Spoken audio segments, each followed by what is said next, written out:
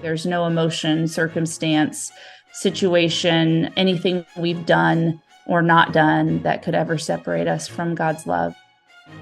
Welcome to the Jesus Storybook Bible Podcast, a place where we remind you that grace can rewrite any story, that hope shines a light through our darkest moments, and that God's love changes lives. Here's your host, New York Times bestselling author, Sally Lloyd Jones. Hello, I'm Sally Lloyd Jones, author of the Jesus Storybook Bible, which tells the story of God's never stopping, never giving up, unbreaking, always and forever love. Welcome to the show. Today we're talking about doubt and faith. I think sometimes we get this idea that faith is sort of about having no questions or any doubts, but questioning is in fact very much a part of the life of faith. And doubt is an invitation into a deeper understanding.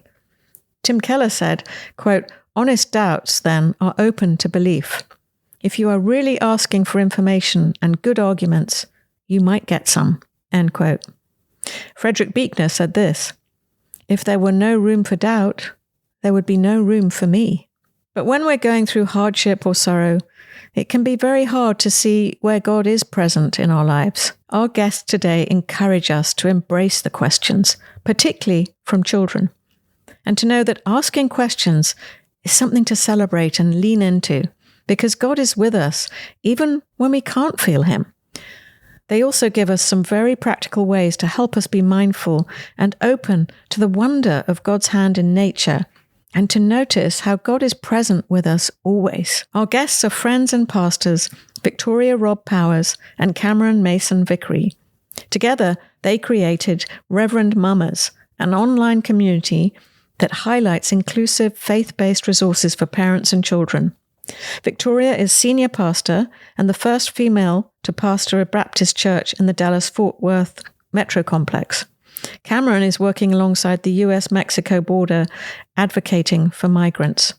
She's also passionate about public education and co-founded a nonprofit called Rooted, which galvanizes parents of public school children to tell their stories and to become advocates. Today's episode is so filled with hope, and it reminds me of this wonderful verse in the Bible describing when God made the world. In Job 38, verse 7, it says, "The morning stars sang together, and all the sons of God shouted for joy." Joy was at the heart of things from the very beginning, and it still is. I wrote about this in my book, Thoughts to Make Your Heart Sing. It's called Dance.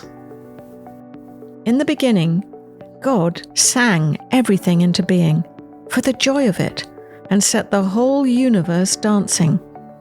God was in the center, at the heart of everything. Like the dance of the planets before the sun, turning, spinning, circling, wheeling, revolving, orbiting around and around, God made everything in His world and in His universe and in His children's hearts to center around Him in a wonderful dance of joy. It's the dance you were born for. I think you'll find what our guests have to say so encouraging, and I can't wait for you to hear from them. So without further ado, please welcome my friends, and now yours, Victoria Robb Powers and Cameron Mason Vickrey. My name is Cameron Mason Vickrey.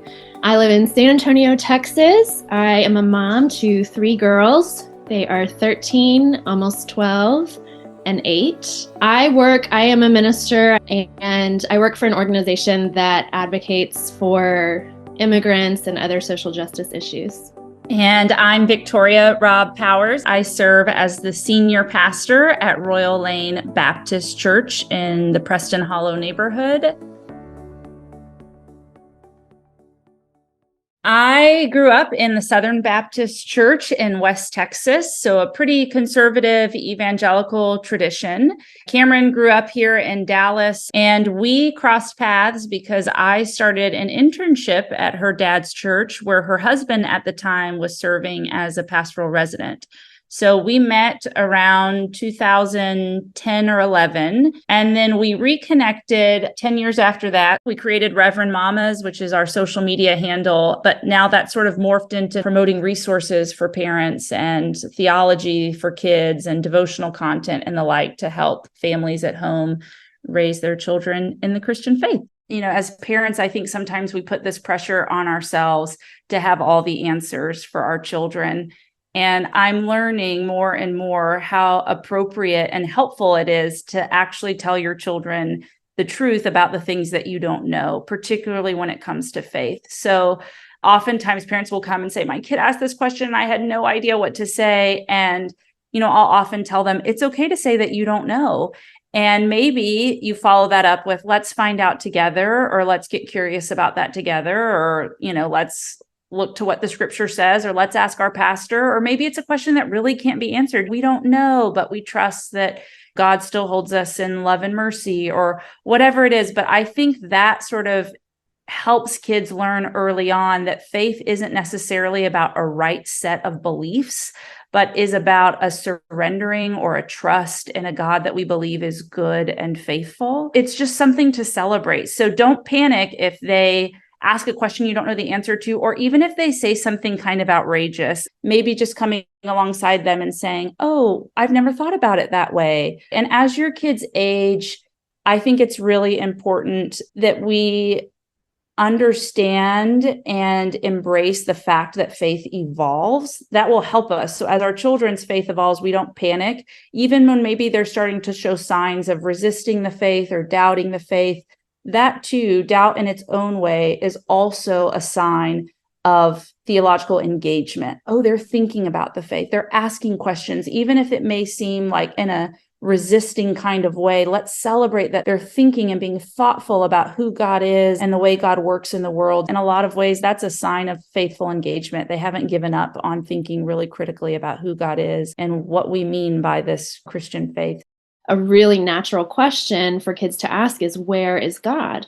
And the reason we love the idea of tackling this question is because for children, it's very literal. They really do want to know kind of the location of God geographically. Like, is God up in the sky, in heaven, God in our hearts? How does God exist in all these places at once? But what we love about it is that it's a question that grows with you as your faith matures and evolves, and as you kind of live this life and go through periods of difficulty and maybe suffering and questioning of your faith. It's really natural to kind of ask, where is God in this? Where is God in this experience that I'm going through and these emotions that I'm feeling?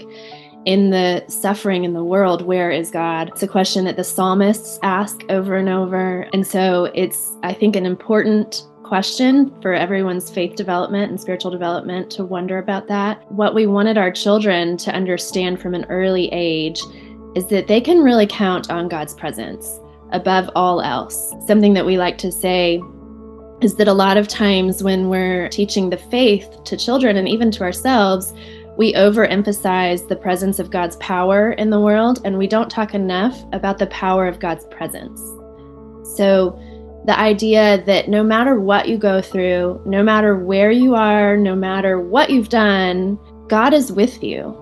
So this persistent presence of God in the world, in the midst of your struggles and all of your feelings, is something that you can never get away from and something that you can always rely on. I think just naming all the places that we see God ourselves, I think sometimes it's sort of an act of just training the eye and the ear to look and listen for God. So my kids and I will go on a walk, and we sort of do this as a centering practice, but we'll talk about what do we see, hear, feel, taste, smell, sort of going through the senses.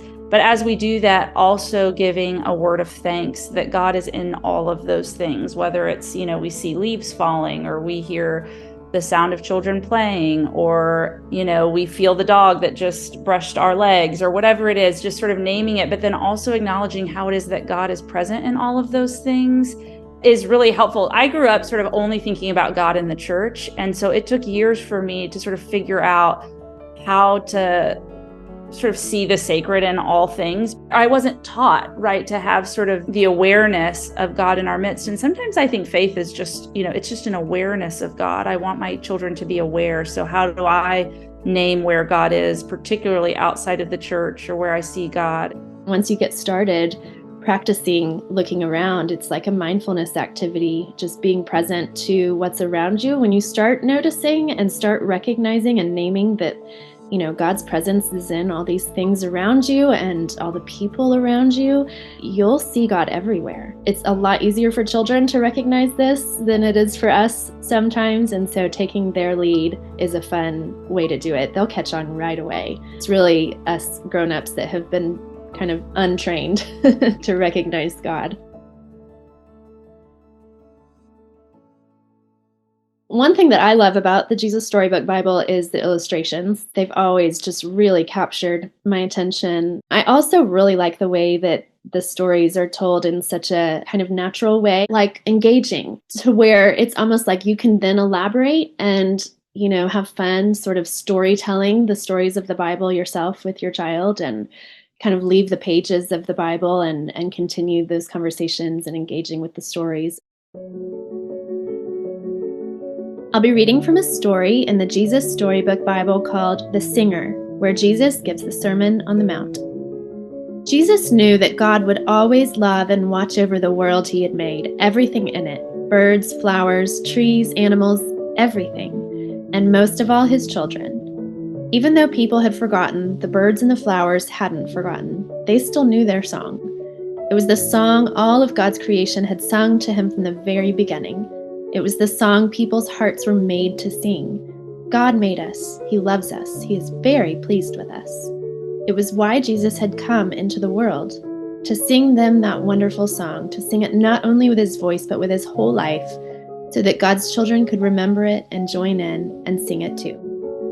Turning to creation and immersing ourselves in nature is such a way to connect with God, because creation is so imbued with God's presence. And I love that idea that the birds and the flowers and nature, trees, animals, everything haven't forgotten their creator and where they come from and the source of their life. And we can really learn a lot, I think, by paying attention to nature.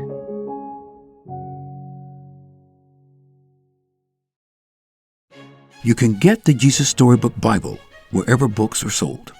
To find out more about the book and all of Sally's other books, please visit Sally at sallylloyd-jones.com and follow her on Instagram at Sally Lloyd Jones and at Jesus_Storybook_Bible. Before we go, don't forget, God loves you with a never stopping, never giving up, unbreaking, always and forever love. Oh, hello, it's me again, Sally. I'm just popping back briefly to say two things. The first thing is, don't forget to subscribe to the show, because that way you'll get the stories straight to your phone. And the other thing is, while we're at it, would you rate the show and leave us a review? That would be so great, because it helps other people find the show too. I really appreciate your help. Thank you.